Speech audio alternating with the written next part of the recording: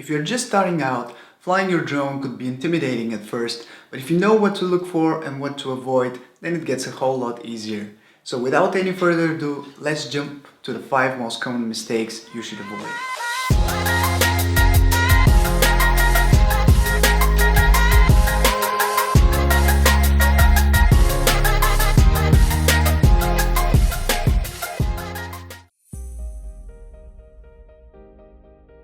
I get it, we all want to fly Phantoms and Mavics and other types of expensive drones, but it's best if you can hold your horses just a bit till you get more familiar with flying.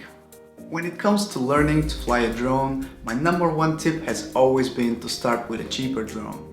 Since you're new and inexperienced, it's best to start small, pick a drone that you're not afraid of and one that can definitely take a beating, because the truth is, you will crash a lot until you get more comfortable, so it's better to do it on a cheaper drone in the beginning.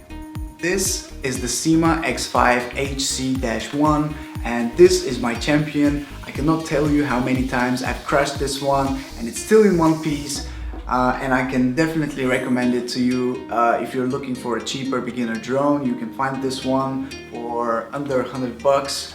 And it's very sturdy, very light, and very easy to fly, but it can definitely take a beating. One of the things you should always be aware of once you're ready to take off is the position of your drone. Being confident where the drone is going to go is very crucial if you want to fly your drone safely.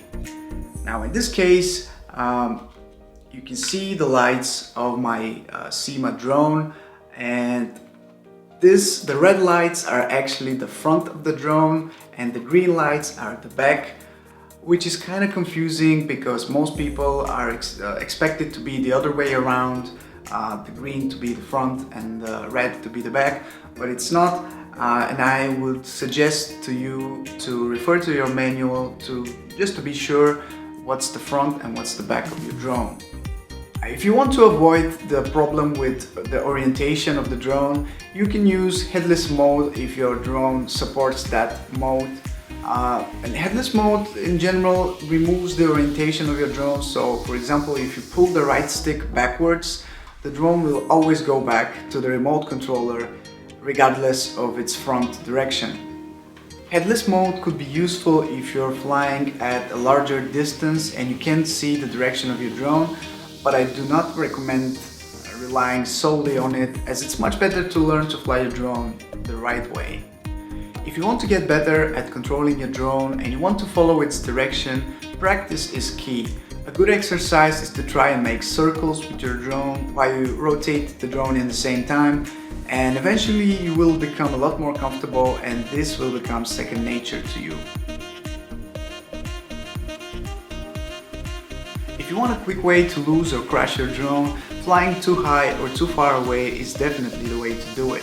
When you have your aircraft far away, it's very easy to get disoriented, especially if you're flying an inexpensive drone that doesn't send back any type of feedback such as FPV. Chances are you won't see something small such as a tree branch or a power line in the way, and you will easily have your drone crashed. So if you want to avoid crashing or hitting something you didn't see, always maintain a good visual line of sight and try to scan the area for any obstacles in the way before you take off. The LiPo batteries in drones are not meant to be discharged to 0% like the regular batteries in our other devices. This means that once the battery reaches critical low level, it can automatically cut off the power to the drone and it will simply fall down from the sky. On the more expensive drones, such as the ones from DJI, it's very easy to follow the battery level on the screen, but on the cheaper ones, you can easily get sidetracked and forget about the actual flight time.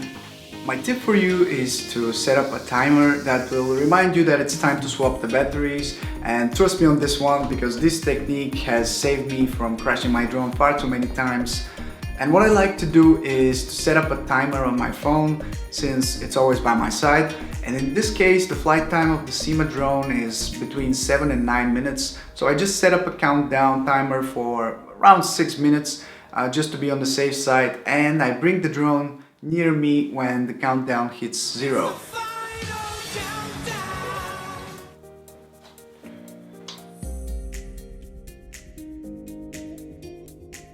The best thing you can do once you're ready to take off or to land is to position the drone horizontally and then go straight up or straight down. Don't try to take off or come in for a landing at an angle, as you'll probably tip over and you'll likely break a prop or two. Taking off or landing are the two procedures that should always be executed very carefully and without any rushing if you want to protect your drone for a longer period of time. And those are the 5 mistakes you should try to avoid while you fly a drone. Please like the video if you found them helpful and subscribe if you want to see more. Thank you so much for watching, and I'm looking forward to see you next time. Ciao!